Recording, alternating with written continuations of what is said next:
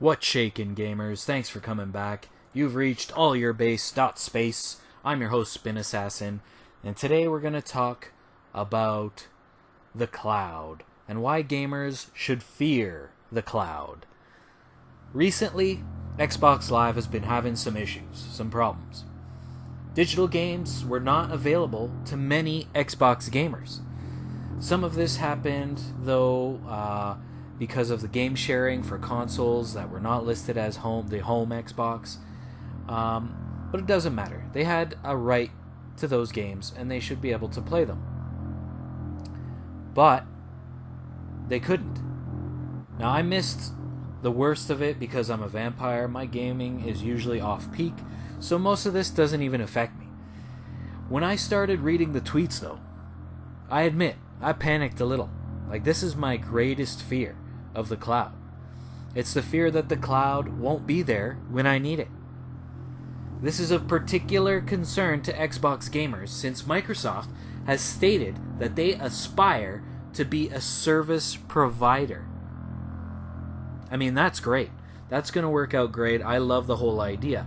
But hang on a second. What happens when your service provider changes the terms of service on you? It can happen. Things change. CEOs change. Share prices fluctuate. A promise made 20 years ago might not be honored in the present day. Clouds, it's such a good metaphor. Clouds are ephemeral. They're ghost-like. You can't touch them. They're there 1 minute, gone the next. It might not even be on purpose. When a business goes bankrupt, it literally means that that business can no longer fulfill its promises. If the promise is to provide an online game or servers, then they won't be providing those services any further. Effectively, the service you thought you owned, you no longer own. Oh, that will never happen. No, never happen. Oh yes. Never say never. Never is like forever, in that it's a very long time. The PlayStation Now service was removed from some Sony TVs just last week. What if you bought a Sony TV specifically because of the PSN service? Now they broke your TV. They ended the service on your TV. There was no negotiation, no compensation that I've heard of. If I was an owner of a PSN TV, I would be trying to drum up a class action lawsuit or of some kind. I mean, it just goes to show you the kinds of lambs they have over on the PlayStation side. Sony can do anything to these retards and get away with it. They're always up for the idle death threat, but you can basically rob them if you're called Sony. Now contrast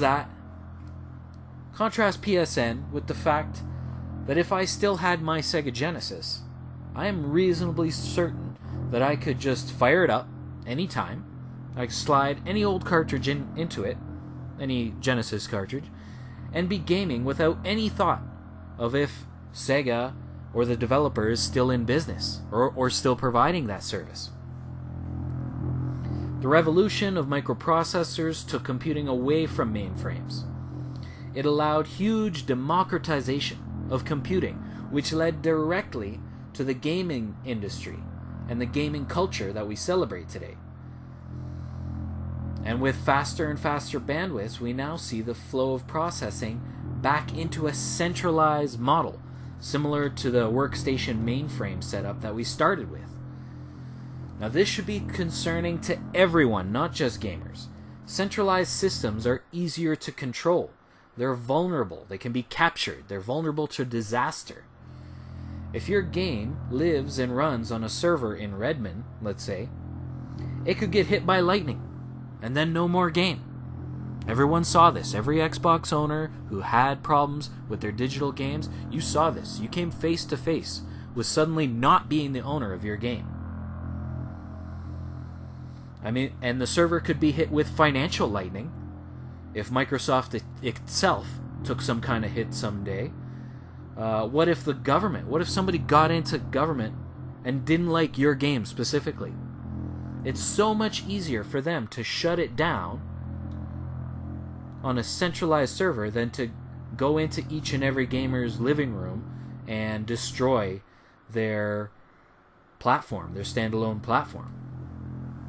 The same sort of thing could happen to the corporation itself. We've seen how special interests can lean on corporations and force them to do things against their own patrons, against their own shareholders. That's another danger. It's something everyone has to keep in mind with our service-based future. Remember, we are the consumers. We decide where things go and how they go. Microsoft itself learned that lesson in 2013. There is technology out there that'll let us have it both ways. Maybe you've heard of Bitcoin.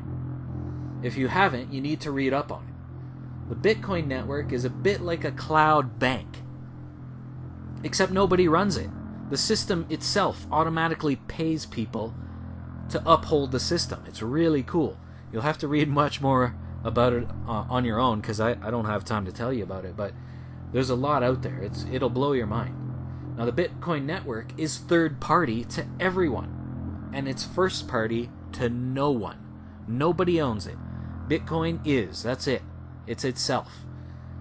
So no one's got a claim over Bitcoin except your claim of Bitcoins.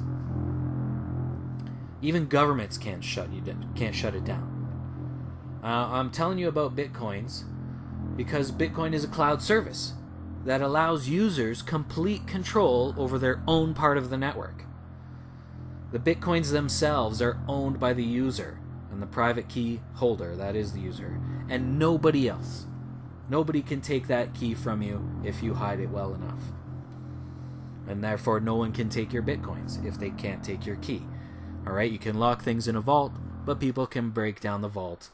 You know, there's a lot of ways to get into a vault, legally even. Now, if that blows your mind, Bitcoin is pretty damn cool. Bitcoin is only the beginning.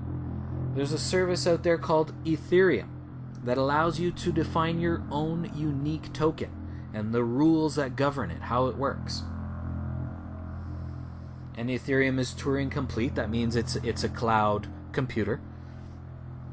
And you can write smart contracts in the Ethereum system, the blockchain, such that no external entity can interfere because it isn't owned by anyone. Nobody has control over it. So you can write a contract and hop through a wormhole and disappear, and your contract will still execute without anyone around. In fact, your contract will execute if the people around don't even want it. If enough of them don't want it, though, if the network itself, it's complicated, but basically no one could take your token away either. Now that is the kind of control gamers should have over their gaming property. Imagine game licenses were like Bitcoin tokens. Those tokens can survive bankruptcy of the company, the death of the person, or even the fall of a government. As long as I can download the game and store it myself, my cryptographic token will always unlock for me because I own it. My game isn't kept somewhere else, run by somewhere else, whose value is judged by someone else. They want to do this for everything, in fact.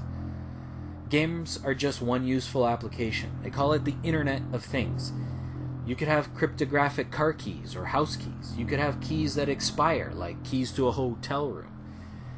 The future is grand, let me tell you, as long as we demand designs that protect our rights. My point in this video was to demonstrate the dangers of the future, but also to provide you hope. You don't have to lie down and accept whatever some boardroom wants you to have. Demand your rights. You have to demand your rights are protected, gamers. You can't do much else except demand it, and then back up your demands with cash. That's all I got to say about this today, gamers. Thanks for stopping by. Subscribe, click like. I really appreciate your stopping by, and don't forget, visit allyourbase.space.